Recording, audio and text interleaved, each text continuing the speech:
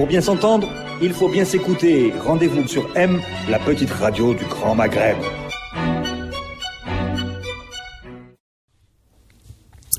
Amis auditeurs de Radio M, bonjour. Nous avons, comme on a l'habitude de le faire dans l'émission L'Entretien, de recevoir avec nous Monsieur Jean Dulon, réalisateur français. Nous le recevons suite à la projection de son dernier film Chrétienne d'Algérie, sur les chemins de la rencontre, qui a été projeté hier à l'Institut français d'Alger. Monsieur Jean Dulon, bonjour, bienvenue. Merci de m'inviter, c'est sympa. Alors, on va parler de votre film Chrétienne d'Algérie, sur les chemins de la rencontre.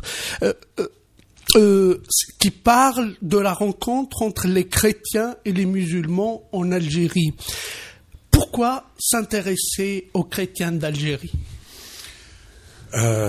Pourquoi s'intéresser aux chrétiens d'Algérie ? Parce que je suis en relation avec l'Algérie depuis pas mal de temps, ce qui veut dire depuis ma naissance, et à travers Alger qui m'a vu naître il y a pas mal de temps maintenant, en 54, et que à un moment donné, en revenant ici en 77, en 81, en faisant des amis sur place, parce que je pense que toute relation avec un pays se fait à travers des amitiés qui peuvent incarner la terre qui nous intéresse, et donc j'ai recollé les morceaux avec un copain qui est devenu vraiment un ami, qui était d'ailleurs hier soir à la projection. Et donc j'ai eu envie, en revenant chaque fois en Algérie, je me disais pourquoi est-ce que quand je viens sur cette terre, je vibre d'une manière qui n'est pas la même que lorsque je suis au Canada ou en Belgique ou même dans les voisins de l'Algérie du Maghreb. Et quand je suis ici, surtout dans cette ville, il y a quelque chose qui me parle. Et donc j'ai envie de faire parler ce peuple qui me touche mon cœur. Et que le biais des chrétiens et ces gens qui sont installés sur le long terme, qui ne sont pas forcément, et même la plupart du temps, d'origine algérienne, mais qui viennent du monde entier, et qui peuvent parler de l'Algérie et de leur contact avec l'Algérie et de leur ce qu'ils ressentent pour ce pays, pourraient peut-être me ressembler. Et c'est pour ça que j'ai choisi ce thème des chrétiens d'Algérie, pour rentrer dans l'ADN algérienne et comprendre en quoi ce pays fascine l'étranger qui vient y vivre. Je comprends que vous ayez une relation assez singulière avec l'Algérie puisque vous y êtes né. C'est normal. Mais en fait, ce qui lie l'Algérie au monde, c'est beaucoup d'autres choses. Et la chrétienté est plutôt marginale dans les relations qu'entretient l'Algérie avec le monde. Donc, pourquoi s'intéresser à un lien plutôt marginal et ne pas parler d'autre chose ? Par exemple, comme la langue française qui lie l'Algérie au monde francophone, un peu tout ce qui est la modernité, etc., qui lie l'Algérie à l'Europe, à l'Occident d'une façon générale. Voilà.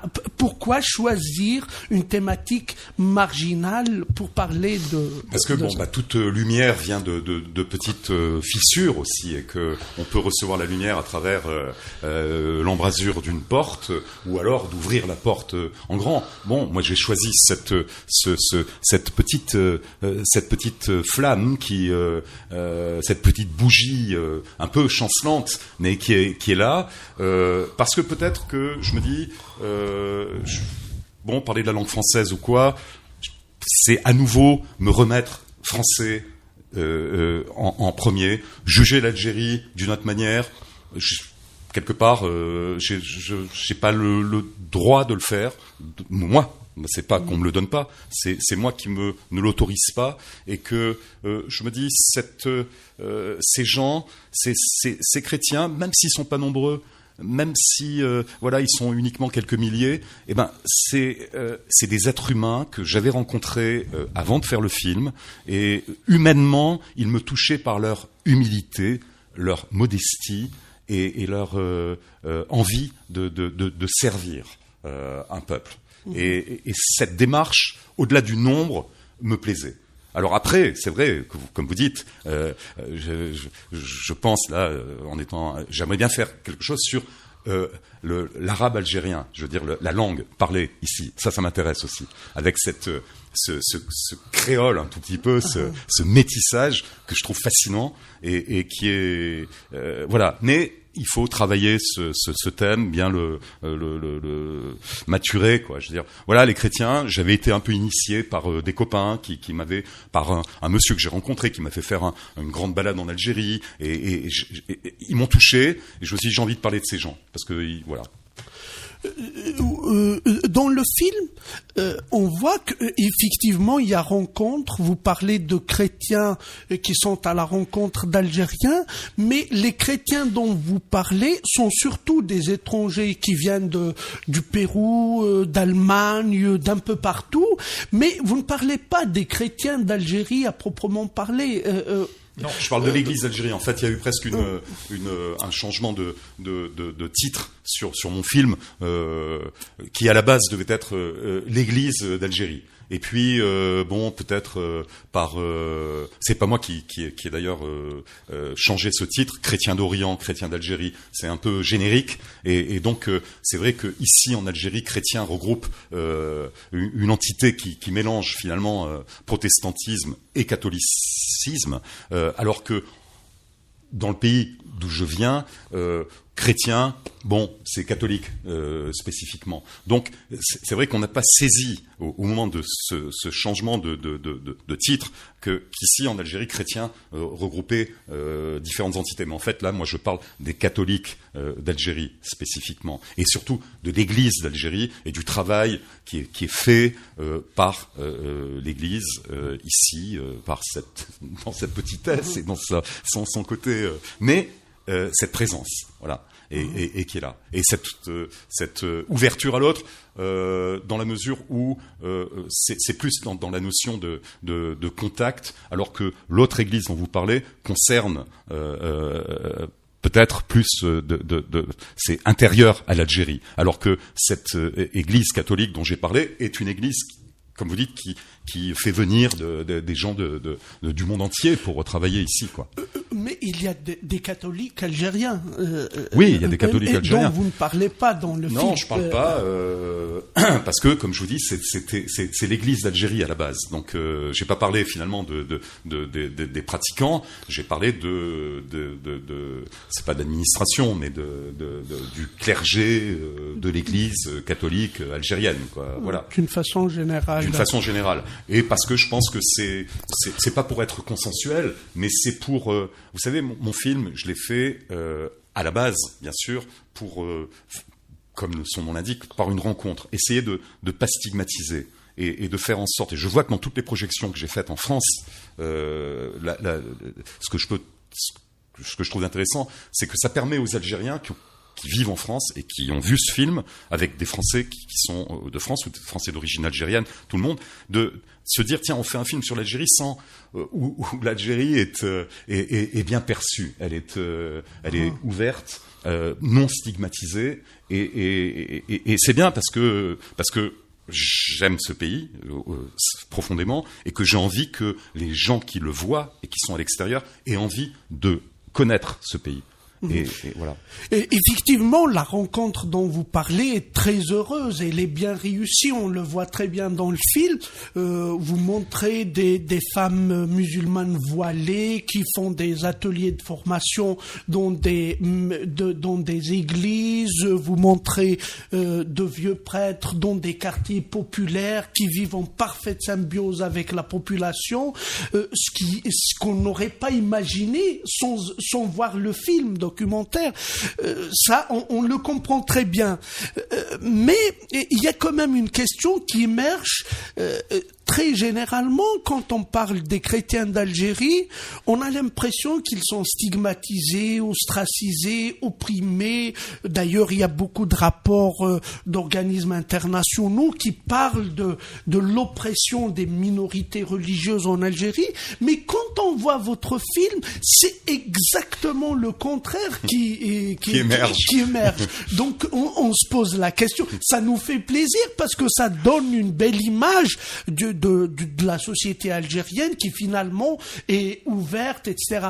Mais est-ce que cette image idyllique que vous montrez dans le film ne cache pas une autre réalité qu'on ne veut peut-être pas montrer? Écoutez, moi, c'est l'angle, mon angle. J'ai filmé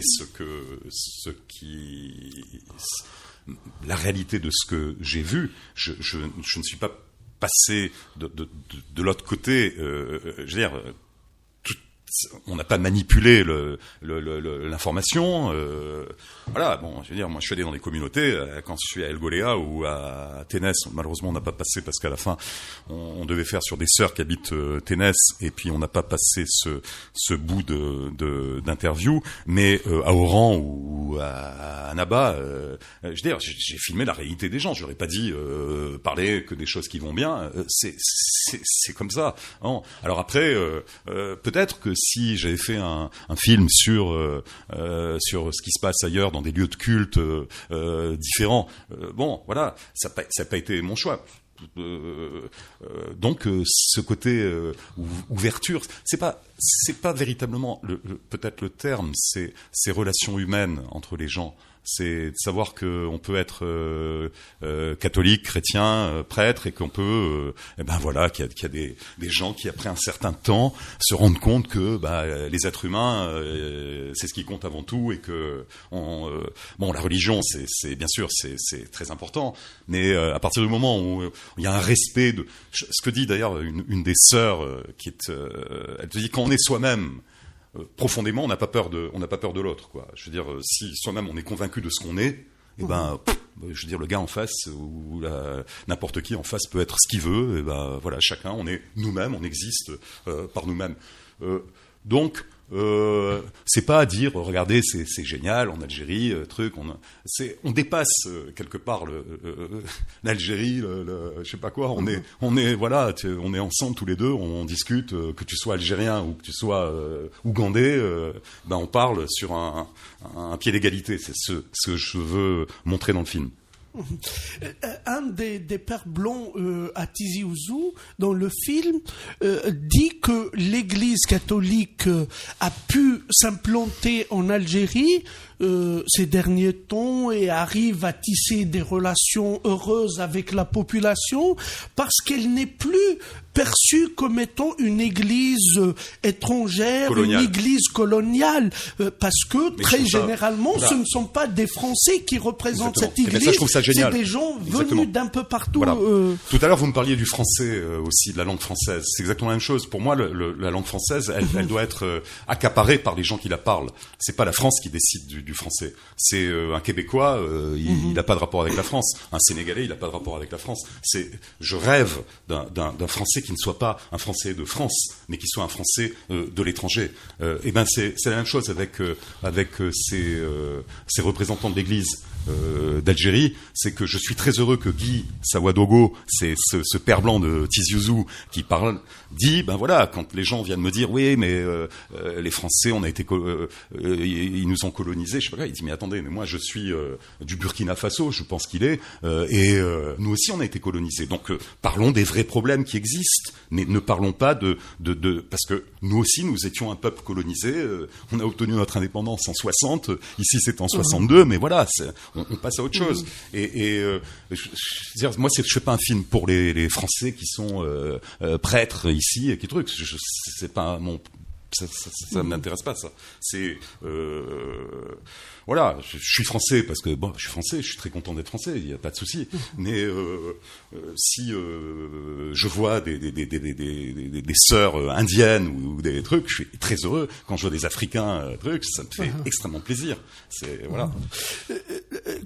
Quand on observe très bien la société algérienne, qui était à un moment donné multiconfessionnelle, mais qui maintenant est enfermée dans une forme d'unanimisme pro-musulman, on constate quand même que ces derniers temps, elle a perdu la culture de la confession qui est très propre aux sociétés de tradition chrétienne. On n'a pas cette culture de la confession en Algérie. Pourtant, l'Église catholique arrive à s'implanter, etc. On peut parler du problème que je viens d'évoquer, à savoir le fait qu'elle ne soit plus représentée par des Français, d'anciens colons, mais il y a aussi l'aspect social. Vous insistez beaucoup sur l'aspect social, voire humanitaire de l'Église. Est-ce que, en poussant le bouchon aussi loin, vous ne risquez pas de donner de l'Église l'image davantage d'une organisation humanitaire que d'une Église? Ouais, peut-être. Hein, écoutez, oui, moi, humanitaire. Quand on ressent des besoins, je veux dire, peut-être qu'elle touche du doigt aussi des besoins du pays, et qu'on a besoin d'humanité, pas d'humanitaire. Humanitaire, bon, voilà. Moi, c'est l'humanité qui m'intéresse, et que quand je vois des femmes qui se déplacent pour aller faire du patchwork ou du yoga, séquence qu'on n'a pas montrée malheureusement aussi, mais qu'on a filmé pourtant. Je trouve ça génial, et qui du macramé là-bas en haut, en face du Durdura, et qui font ça. Je me dis bon, c'est bien, ça les fait sortir de leur truc, ça les ouvre, voilà. Humanitaire. Et puis c'est pas la tolérance, parce que tolérance c'est un terme un petit peu galvaudé, mais c'est l'autre, c'est le mélange. C'est à partir du moment où on se mélange, on se tue plus. À partir du moment où on se parle et qu'on communique, c'est plus compliqué après d'en venir aux mains, si ce n'est plus. Et moi, ce que je veux, c'est que les gens se parlent, et qu'on soit dans... Malheureusement, c'est très compliqué, mais dans un monde où on se respecte l'un, l'autre, et puis qu'on vive ensemble, et que chacun, voilà, avec toutes les couleurs, toutes les religions, tous les trucs, mais qu'on soit, il y a des destins de la planète qui nous dépassent. Je veux dire, développement durable, les plastiques bouffés par les cachalots ou les crevettes, ça c'est un problème qui est hyper important, parce que ça nous condamne à terme. C'est ça le vrai truc, l'enjeu de la planète. C'est pas de savoir le reste, tout ça, il faut la planète, elle s'en tirera. Mais l'homme, il s'en tirera pas s'il continue à faire des bêtises. Donc, il faut, pour qu'on fasse pas de bêtises, il faut qu'on converge vers des idées qui nous rassemblent. Et les idées qui nous rassemblent, ça dépasse tout. C'est bien sûr le Créateur qui est au-dessus, qui nous observe, et qui, comme son nom l'indique, le Créateur. Et nous, on fait des bêtises. Alors, le Créateur, on a tous le même Créateur, parce que il a créé pour tout le monde l'univers, la planète, voilà. Donc, qu'on travaille, nous, les petits hommes en bas, à faire le job. Excusez-moi pour l'anglicisme. On voit l'aspect humanitaire quand même. C'est peut-être pas le mot qu'il faut. On le voit très bien dans le film. On a vu les femmes qui s'occupent des vieux à Annaba. On a vu les femmes à la Casbah d'Alger qui s'occupent des enfants et leur donnent des cours de soutien. On a vu ça aussi à Goléa. Mais c'est l'un des aspects fondamentaux de la chrétienté, c'est la solidarité. Mais regardez, par exemple, vous parlez de ces sœurs d'origine indienne ou africaine qui sont à Annaba et qui ont cette maison de retraite gratuite, hein, et qui vont au marché, et à qui on donne à manger, on donne des fruits, des légumes, de la viande gratuitement. Qui est-ce qui les donne? C'est les musulmans, pour des sœurs chrétiennes. Bon, et il n'y a pas de prosélytisme. C'est juste parce qu'elles se disent, les gens disent, ils font un boulot. On converge vers quelque chose pour sauver les âmes dans une certaine mesure. Et donc, humanitaire, humain, religieux, J'en sais rien, mais en tout cas ils se parlent, elles sont habillées en cornettes, avec leurs trucs bleus, et puis on leur donne des légumes, et voilà, et elles vont bosser en haut pour dans cette maison de retraite. Je trouve ça extraordinaire. Et elle rajoute, il y a qu'en Algérie qu'on voit ça, et elles viennent d'Inde, ce qui veut dire que il y a une générosité spontanée. La population intuitivement sent le bien. Les gens sentent quand on fait quelque chose de bon. C'est pour ça que moi je crois à la relation comme ça de horizontalité. On se parle. On se parle, on donne des légumes. Donc quand on voit quelqu'un qui souffre ou qui a besoin, tac. Et l'autre, il donne son travail, son écoute. Voilà, c'est tout. Si on se contente de ça, c'est pas si mal que ça déjà.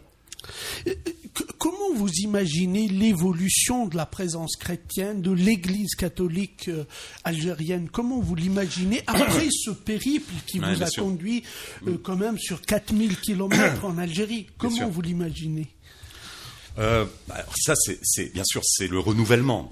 En fait, on parle de renouvellement. Comment les catholiques peuvent se renouveler dans la mesure où il n'y a pas de prosélytisme, il n'y a pas de peu de conversion au catholicisme. Donc c'est vrai. Alors il y a les Africains qui sont là, qui font des études, qui sont de passage, qui restent 2-3 ans en Algérie et qui sont pour certains d'entre eux chrétiens et qui permettent aux églises d'être pleines et de chanter et d'avoir une vie, une vibration.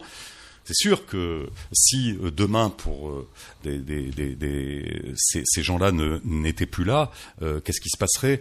Je sais pas. C'est vrai que c'est une interrogation. Comment maintenir une église sans peuple, vous voulez dire? C'est ça. Je sais pas. J'ai pas de réponse là-dessus. C'est sûr qu'on pourrait penser que ça peut s'éteindre d'une manière ou d'une autre.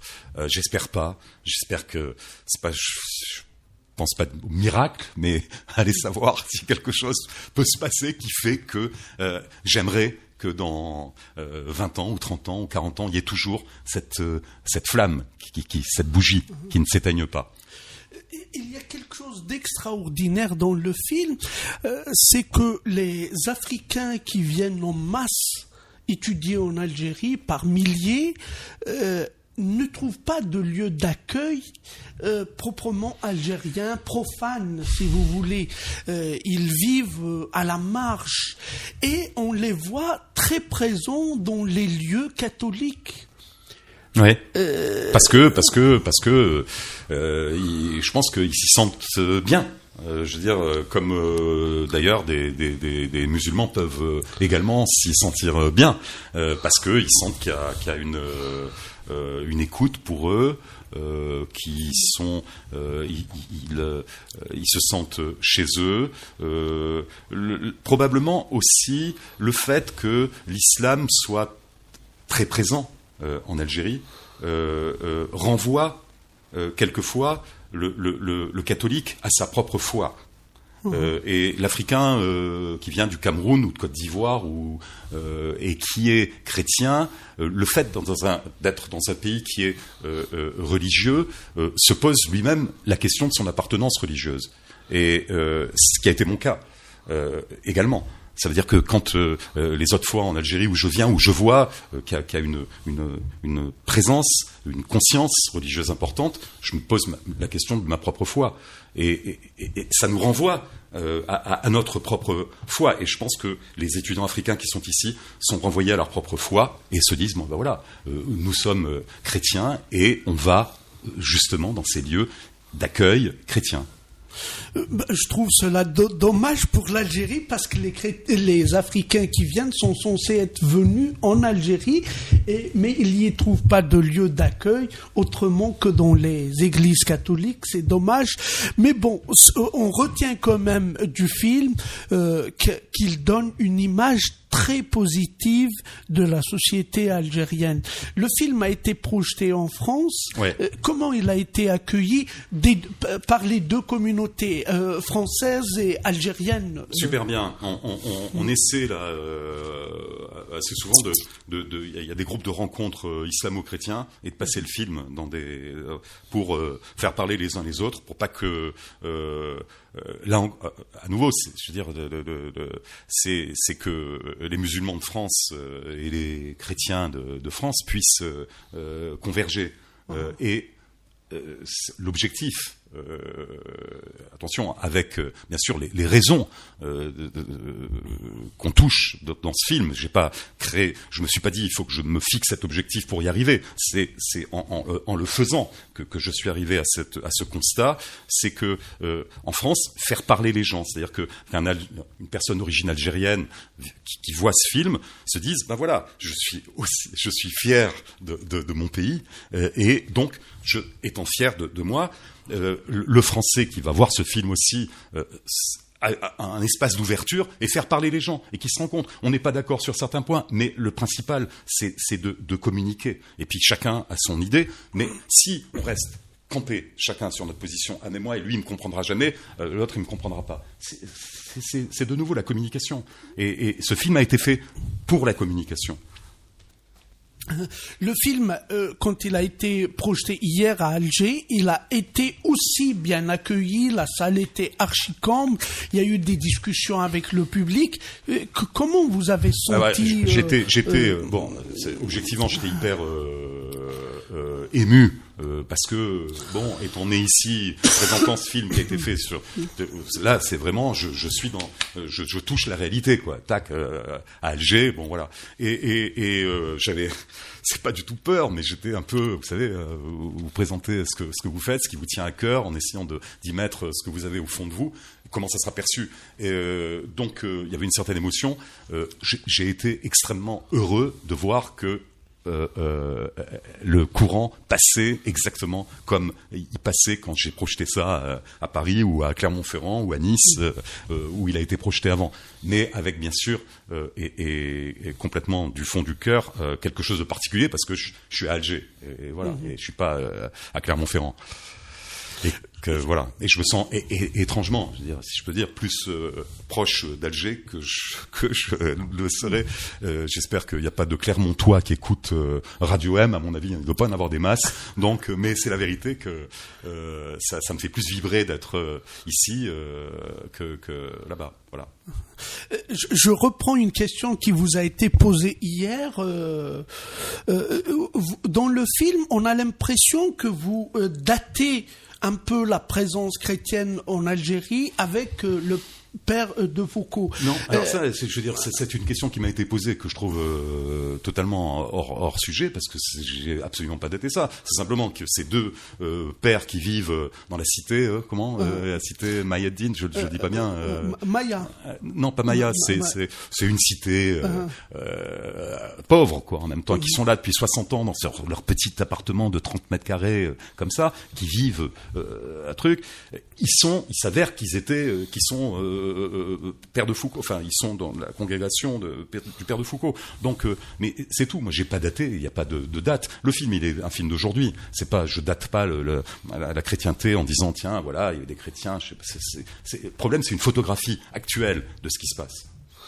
Il n'y a pas eu de retour du tout en arrière, alors que l'Église existe en Algérie depuis quand même le IIIe siècle. Oui, mais ça c'est un film historique. C'est autre chose. Je veux dire, voilà, chez la Tipaza, j'ai vu les premières traces chrétiennes. Voilà, Saint-Augustin, ça m'intéresse parce que je trouve que on l'a délocalisé et qu'on en a fait un occidental alors qu'il est d'ici. Donc je suis passionné par ça, mais c'est autre chose. C'est un film historique. Or, moi, mon film, c'est pas un film historique, c'est un film contemporain d'aujourd'hui. Il y a une autre image frappante dans le film. Quand on a vu les deux pères prier, ils priaient en arabe et pas en français. Ouais. Ce qui veut dire que le catholicisme s'implante profondément puisqu'il est repris dans la langue. Oui, bien sûr. Attendez, un copte, il prie en quoi un maronite. L'église maronite, c'est une église qui existe quand même depuis des siècles. Oui. Elle a des traditions, mais en Algérie, c'est récent.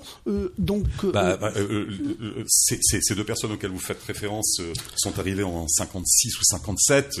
Ils sont battus pour la libération de l'Algérie, pour l'indépendance de l'Algérie. Ils ont travaillé sur le port. Ils passaient des messages au moment où c'est débloqué en 61, et ils donnaient les salaires, et ça passait par eux parce que comme ils étaient français, et ils étaient moins suspects les gars, ils sont algériens. Je veux dire, ils sont d'ailleurs de nationalité algérienne. Et bon, ils prient en algérien.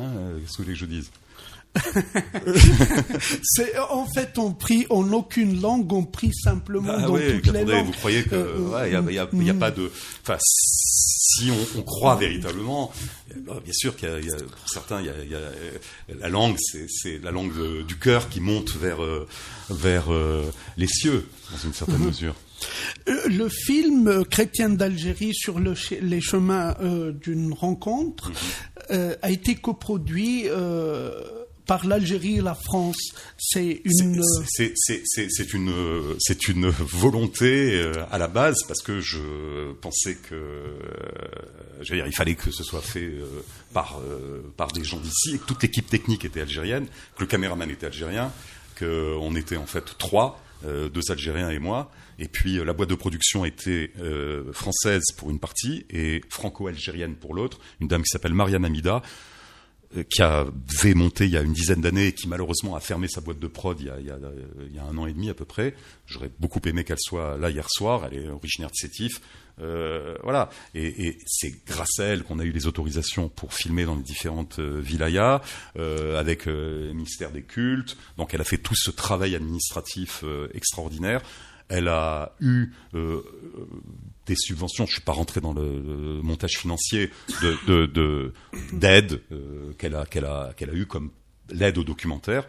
Donc c'est un film profondément franco-algérien. Le monteur est québécois. Le réalisateur est français et l'équipe technique et le caméraman est algérien, ce qui m'a permis au passage d'avoir la possibilité d'aller dans des lieux avec beaucoup plus de tranquillité que si j'avais été avec une équipe française où on aurait été un petit peu gauche, un peu se dire tiens, est-ce qu'on peut faire ça, est-ce qu'on peut pas faire ça. Le fait qu'il y ait un Algérien qui parlait et qui s'ouvrait comme les Algériens savent l'être, il n'y a pas eu de problème, les portes se sont ouvertes beaucoup plus facilement. Donc c'était miraculeux d'avoir cette équipe avec moi. Aucun souci tout au long du tournage qui a duré 15 jours.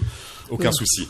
Je veux dire, des protections dans certains endroits, parce que entre Gardaïa et El Goléa, 250 km, escorte, parce que, bon, voilà, Gardaïa un peu plus truc. Bon, voilà, c'est normal. Protection, mais pas conditionnement, on n'était pas épiés. Personne m'a demandé des rushs du film, ni chez les catholiques, en me disant, tiens, ça on le dit pas, liberté de parole. Aucun contrôle de personne. Donc, je veux dire, j'étais totalement libre dans mon entreprise. Vous avez vécu sur le plan humain comment votre périple avec les contacts, les populations locales? Je l'ai vécu comme chaque fois que je viens dans ce pays. Ça veut dire que c'est la raison pour laquelle je voulais faire ce film à la base. C'était un contact humain. L'Algérie a un trésor, c'est ce contact humain entre les gens. Cette proximité qui existe dans la mouvance, quand on bouge comme ça, on se rapproche, on se touche, on se parle. Ça, c'est un truc, chez moi, là-bas, malheureusement, on est un peu plus robotisé. L'Italie, heureusement, j'habite tout près de la frontière italienne, donc je vais souvent en Italie pour juste un petit café pour comprendre ce que c'est encore le rapport humain. Chez nous, c'est un peu plus, c'est un truc entre l'Amérique, l'Europe, c'est-à-dire qu'il y a je sais pas, il y a un machin qui ici, indépendamment de tout ce qu'on peut avoir en Algérie, ça, vous avez ça, il faut le garder tout le temps. Vous conseillez donc à d'éventuels touristes français de refaire votre parcours en Algérie? Oui, et complètement, et puis complètement. Je veux dire, non seulement je leur conseille de faire ce parcours, en plus, ce qu'il y a d'extraordinaire, c'est que même si on se met dans un point de vue chrétien, il y a un tas d'endroits où on peut dormir.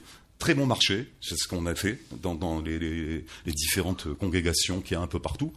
On nous accueille, ça coûte pas grand-chose, on dort, on mange, c'est super. Ce que je trouve génial en plus chez eux, c'est que qu'on soit mariste, père de Foucault, toutes les congrégations, ils sont tous ensemble. L'évêque qui fait la vaisselle avec la sœur qui est à côté, avec les invités, ils sont tous. C'est ce que j'aime moi, c'est cette humilité, cette simplicité. Non, ça n'a rien à voir avec ce qui se passe ailleurs dans d'autres églises. Et moi, j'adore ça. J'adore ce côté, proche, humain, vrai, comme au début, quoi, probablement, comme quand ça s'est passé.